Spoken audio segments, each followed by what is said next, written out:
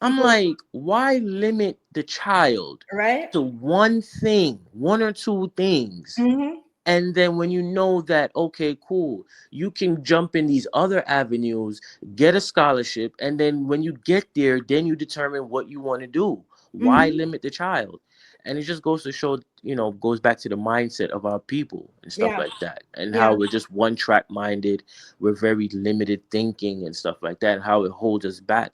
Because even growing up, again, back to the money. When we Mm-hmm. when we keep hearing, oh, money don't grow on trees, money is the root of all evil, those things permeates a child mental, and he or she grow up thinking that, and then guess what, they have a scarcity mindset when it comes to money and finances, Exactly. and it limits their ability to be able to attain or build wealth. Exactly right. 100%. Yeah, invest. What we were saying before I continue. Yeah. So I have a daughter. She's 16 years. She's gonna be 16 years old, Bless her. and my son, um, he's going to be 13. Mm-hmm. Him can't come tell me about my playing on football. Hell no. Him He what? Say it again. He what? lives in America, so him can't Okay. football. Oh, Hear you the mean thing. American football? Hear the thing. Okay. We can't major in the minor. The possibility of him joining the NFL is too slim, right? Yeah. So, so But in that's terms, not minor though, invest, because you know what? American football actually damages young people. They get concussed, and a lot of that contact sport, I wouldn't put my son in it either. So it's different than actual real football, like what we said. So that's why I asked. But go ahead, continue. I'm listening to you. yeah, Yeah. the minority, the minors. What I was talking about is like joining the NFL. Uh, Yeah. that- that's that too. Uh, minuscule com- comparative to like a civil engineer that is needed in America with all Right. them that stuff. Right. Um, you're the thing. Mm-hmm. Uh, in terms of getting your children to be disciplined, right? Mm-hmm. Which is not the only thing. We are looking at it through our lens of, okay, because our culture loves sports. That's Mm-hmm. where you get that appetite from, because our culture loves sports, right? Mm-hmm. But like my daughter, I told her mom, I said, you own your own law firm. You're the thing. Every summer, you give Mm-hmm. internship and you give Mm-hmm. tasks to do. That That's developer, exactly what it is. right? I took my son for the summer, and guess Mm-hmm. what? In America, they want the boy them to be emasculated. I say, hey, listen here, son. Listen this. You gotta learn between tire, okay? Mm-hmm. Some of these men can't even bore a hole in the wall to put up on curtain. I know. Cur- Believe me, I know. So when we are talking about discipline, we will not go to the root cause of the problems that we have. The root Mm-hmm. cause is how we're raising the next generation. Exactly. Only And also too, the example that we set for them too. Yeah, and not only Mm-hmm. one thing. Like even sports. I'm not saying that people not supposed to watch them sports, you know. But let's say you live in America and Mm-hmm. you're, but you know everything about LeBron James. When breakfast, when watching score, all of them stuff, and LeBron James is driving to the sunset with millions of dollars. So every day I consume this crap. Huh? Yeah. I just don't understand how. I just feel funny how people know look into themselves. Them can't they major too much into the mind and would not necessarily help them. I'm not saying that you can't glance for your TV and watch the Super Bowl or whatever. Fine. But you leave work, you're the lowest rung of the ladder in your company. You leave work and the first thing you do when you go home is do what? Turn on the TV. Yeah. Huh? Turn on the TV. Somebody said one time, ask ask somebody who was poor, say, how much you spend for your TV? And the person said, maybe $100 US or something like that. And the person said, no, I'm not gonna ask you again, how much you pay for your TV? How much the TV cost? And then said, I think 800 and 600 and I said, no, man. Your TV costs you almost $1 million a year, where you could have made if you didn't watch it. That's right. That's right. And also, so that is why what my mentor was teaching, as well as the other books that we went through, when it comes to allocating resources, is very important, right? And your resources means your attention, your energy, your cognitive skill, your time, and your money. So we're almost finished, guys. I just want to get through this. So focus on wealth generating assets, investing in multiple income sources. Now, this is another thing too that we're talking about, invest.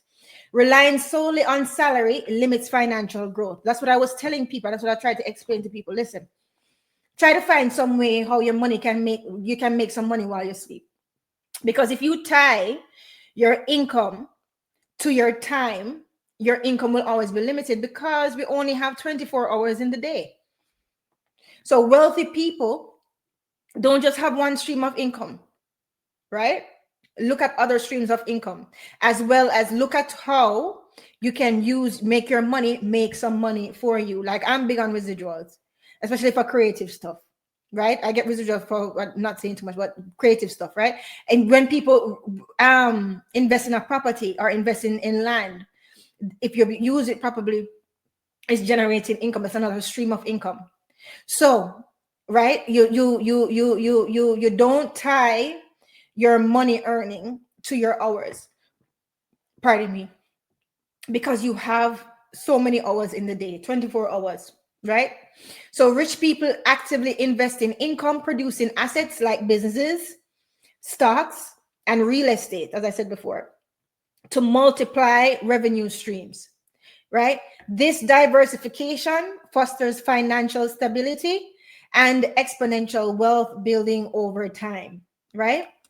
So you focus on wealth generating assets. So diversifying your income, that's critical because single streams can be volatile or limited. Expound on this. So you have single streams. So you have one stream of income. What if you lose a job?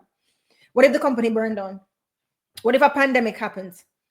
Right? Just like I was telling you, I may not make jewelry for sale, but I can. I do it as my spiritual practice and to slow my mind down. But if I wanted to make it an income stream, I could, because I'm that good at it. If I wanted to go back to writing, I could, because I'm that good at it. And my writings will make money while I sleep. So millionaires understand the importance of spreading risk and creating systems that generates money even when they're not actively working. If you write a piece of art, if you write a book or you write something, and you have it on, selling it on one of those Etsy or one of those public marketplaces, while you're sleeping, somebody in another country could buy like 10 copies. Ding, ding, ding, you wake up, oh, what a pleasant surprise. So grateful. I made such and such and such in the past 8 hours that I was sleeping. Now I'm going to go to my real job. You see what I'm saying? So when you start looking at your time and your money that way, you'll find it's not hard to actually not spend your time at certain places, especially if they drain your energy, especially if you are not appreciated, because you realize that you see your time more valuable. And it's nothing wrong to the other people that don't respect your time. And tell you why. You never ever take it personally, ever. Because these people, more than likely, they don't respect their own time.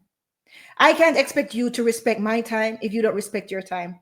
I'm not trying to change you. And that's why I have boundaries that respect my time. So sometimes you call me, you won't be able to get me. Why?